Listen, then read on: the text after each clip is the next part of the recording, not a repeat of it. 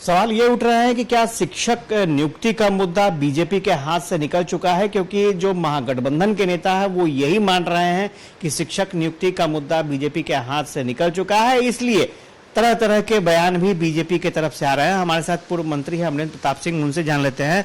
Sir, क्या वाकई शिक्षक नियुक्ति का मुद्दा आप लोगों के हाथ से निकल चुका है और महागठबंधन ने सारा श्रेय ले लिया? कि मुद्दा, हम कोई भी काम श्रेय के लिए थोड़े करते हैं कि श्रेय मिल जाए। शिक्षकों की समस्या थी, पठन पाठन की समस्या थी, शिक्षा पद्धति ध्वस्त हो गई, उस कारण जो समस्याएं पैदा हुई हैं और उनके शिकार छात्र भी हुए, शिक्षक भी हुए, तो आज तो वह सब कुछ कायम है। मुद्दा क्या निकल गया क्या नहीं निकल गया, ये भाषा उनकी हो सकती है, लेकिन समस्या आज भी विद्यमान है, समस्या आज भी बनी हुई है।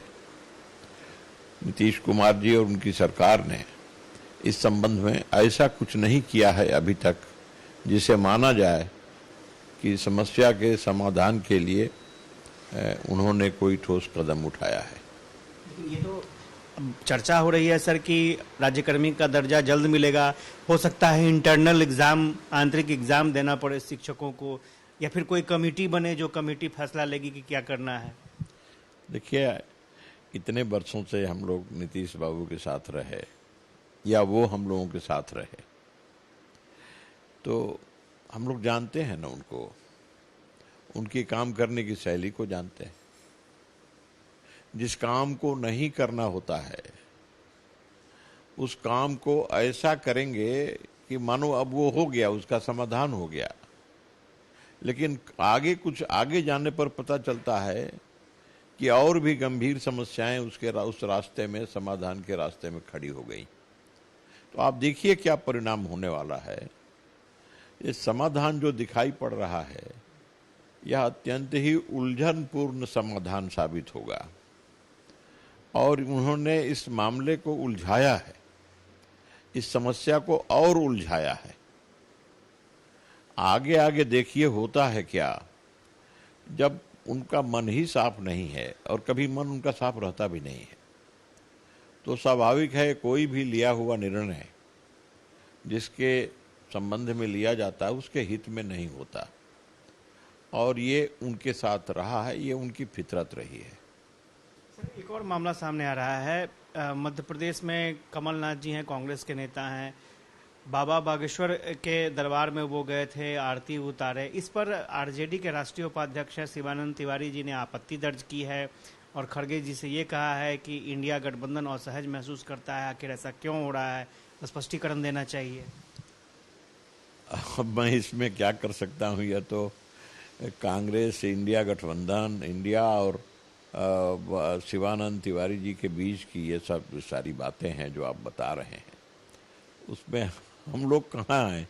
लेकिन आपने अगर पूछ ही दिया तो शिवानंद जी हम लोगों के पुराने मित्र हैं, तो हम तो यही कहेंगे कि वो इंडिया में उनको रहने की क्या ज़रूरत है, इंडिया से निकल जाएं, वो इंडिया से बाहर किसी और देश में चले जाएं, कहीं और चले जाएं, या गठबंधन इंडिया जो उन्होंने बनाया है उससे अगर उन्हें नाराज़गी है, उसमें असहज महसूस कर रहे हैं, महसूस कर रहे हैं कि जो सोच के हम आए थे वह वैसा इंडिया नहीं बना, तो उससे अलग हो जाएं। उनको ज़बरदस्ती तो कोई शायद नहीं रखा होगा।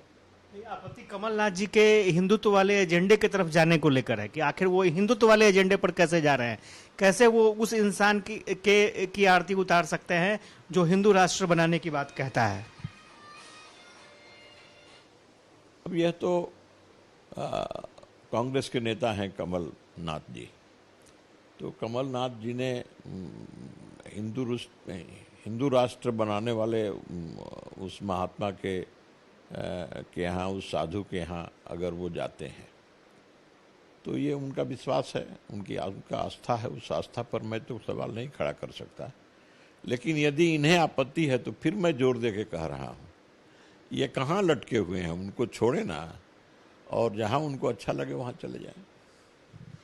तो पूर्व मंत्री अमरेंद्र प्रताप सिंह, इन्होंने शिवानंद तिवारी को सलाह भी दी है। साथ ही साथ शिक्षक नियुक्ति को लेकर के ये कहा जा रहा है कि महागठबंधन की तरफ से कि सब चीज़ सॉर्ट आउट हो चुका है, लेकिन फिलहाल उसमें कई पेच बाकी हैं जिसका हल ढूंढना जरूरी है। और बीजेपी को लगता है कि कहीं ना कहीं आने वाले समय में इसमें उलझने और बढ़ने वाली हैं। खैर, सुनील के साथ आशुतोष चंद्रा, कशिश न्यूज़, पटना।